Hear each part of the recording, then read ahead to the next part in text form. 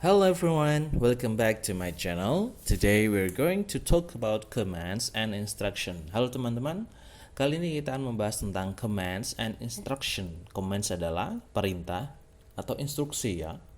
Jadi kalau kita mau memerintah, instruksi itu ada caranya dalam bahasa Inggris. Apa aja sih cara-cara commands and instruction dalam bahasa Inggris? Yuk kita bahas sama-sama.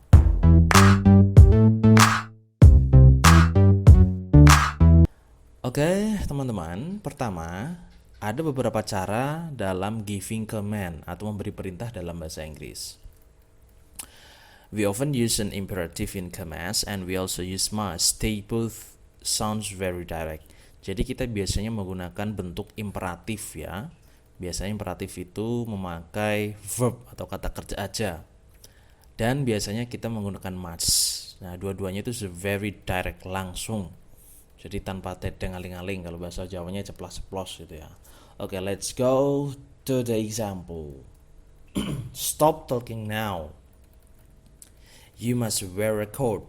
It's raining. Be quiet. The baby is sleeping. Go away. Come in. So, teman-teman, di sini contohnya adalah pertama ada stop talking. Kemudian you must wear a coat, it's raining. Be quiet, the baby is sleeping. Go away, come in. Ini adalah beberapa contoh penggunaan giving command. Yang pertama stop talking, dia menggunakan verb ing ya. Yang kedua juga must wear a coat. Be quiet, dia pakai be karena quiet ini adalah adjektif. Selanjutnya adalah go ini adalah verb. Seperti yang saya bilang tadi, command biasanya pakai verb one only, come in gitu. Ini adalah command secara directly, secara tanpa tedeng-aling-aling atau ceplas-ceplos. Okay, now let's go. How to make commands more polite. Jadi teman-teman, kita bisa merubah command tadi lebih polite. Jadi misalkan kita mau minta tolong, nah itu kita bisa membuatnya menjadi lebih polite. Karena nggak mungkin kan kita minta tolong sama orang tua, go away, give me your money. Kan nggak mungkin seperti itu. Nah, we can add please at the end of what we say, or we can use a question form to make a comment sound more like a request, or we can use I'd like you to plus infinitive, or I'd be grateful if you'd plus infinitive without to. Jadi kita bisa menggunakan please di akhir atau di awal kalimat sebenarnya. Okay, now let's go to the example. Ask John to sign this form and then send it off immediately, please. Nah, jadi please di sini digunakan untuk lebih sopan ya. Kalau dalam bahasa Indonesia ya tolong gitu ya, please. Kalau please ini dihilangi maka kesannya galak ya, direct command. Now let's go to the next example. Will you bring us the files on the Henley case, please, Maria? I'd like you to bring us 4 coffees at 11 when we take a break in the meeting. I'd be grateful if you didn't tell anyone about this. So, ladies and gentlemen, kita pertama menggunakan please, yang kedua menggunakan pertanyaan ya, seperti ini. Will you bring us? Jadi kalau menggunakan pertanyaan itu merubah perintah menjadi request. Atau kita menggunakan I'd like atau I'd be, itu lebih sopan dan lebih polite kepada orang lain ya. Jadi kalau kamu pengen meminta tolong ya, pakailah request. Itu lebih menyenangkan ya. Misalkan kasih aku uang, give me some money, itu kan gak sopan. Tapi bisa kamu rubah, would you please give me some money? Nah, that's so very lovely. Okay, let's go to the next. Okay, now we're going to have a giving instruction, ladies and gentlemen. We use instruction to tell someone how to do something. We usually use imperatives. They do not sound too direct in this context. Ya. Okay, sekarang saya akan kasih beberapa contoh ya. Instruksi. Yang pertama adalah dalam kelas memasak atau cookery class. Contoh instruction seperti ini. Beat 4 eggs like this, then add the flour gradually.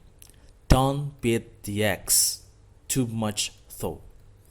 Jadi instruction itu mirip dengan command. Yang pertama dia hanya menggunakan verb one. Bit itu verb one. Bit for x, then add ya, add ini tambahi, bit ini apa? Jotos ya atau hancurkan. Don't beat the x too much.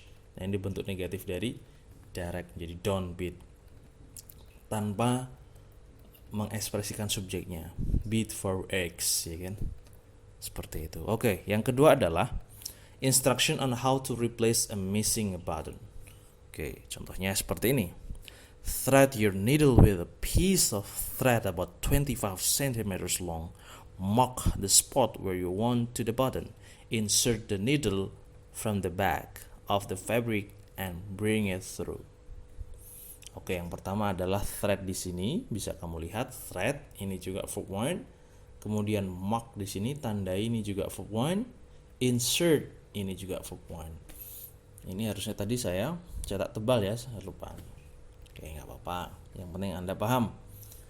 Ketika kita memberikan instruksi atau command selalu pakai verb one. Oke, let's go to the spoken style.